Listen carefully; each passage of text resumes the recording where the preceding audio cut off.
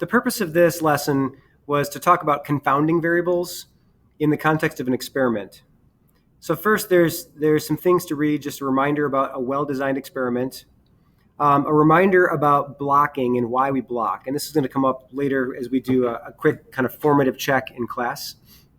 But the new thing here is confounding.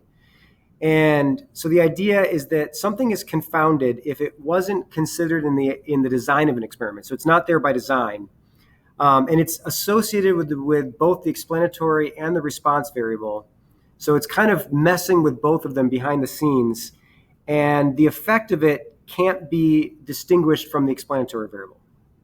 So that's what the words here say. And friendly reminder, on your AP Stats details page, there is a note about how to talk about something as being confounded. And it's the same thing that's in this lesson today. Okay, so in context here, there is experimenters doing an experiment on plants, and they're trying to see if acidity of the soil, so the acid level, if it has an effect on plant height. And so there are 3 different possible arrangements for plants. And later on, a question asks, how can there be a confounding variable just because of the arrangement? So that's what I want to talk briefly about in this video. So this first one here is the one where there's confounding. And so here's the idea. Okay, so the window is this dotted line. So there's light coming in right here through this window. And so maybe there's shade on this first row of plants because they don't quite get sunlight. And maybe there's different levels of sunlight because of distance from the window. So clearly, lighting, we know, affects plant height. So that lighting affects the response variable. And we created an association with the explanatory variable here. Acid is directly associated with lighting just because of the arrangement. So this control level, which is up here, it's marked control is the O. The control has one level of lighting. The high acid has the next level of lighting. The low acid has a different level of lighting. So distance from window is associated with the acid level here just because of the way they're arranged. So lighting is associated with the acid level because of how they're arranged, and lighting is associated with plant height just because that's basic biology. So if in this arrangement, if these plants had different heights in the end, we wouldn't really know whether it was the acid level or the lighting. And that's what it means to be confounded. That the differences we observe in the end, the response variable, which we really care about, we're going to see different plant heights, and we have no idea whether it's just because we arrange them like this and there's different lighting levels, or if it's the acid.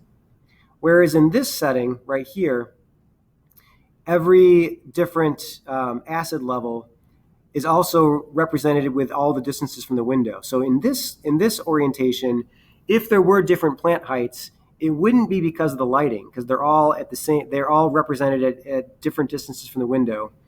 And so the only differences in these groups would be the acid level. So if there was a difference in the plant heights, it would be the acidity of the soil. So that's kind of the idea of confounding.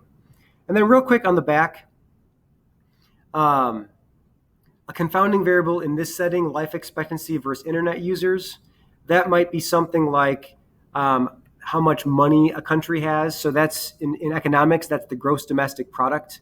The more money a country is taking in, the better medical system it probably has, so the higher the life expectancy there would be.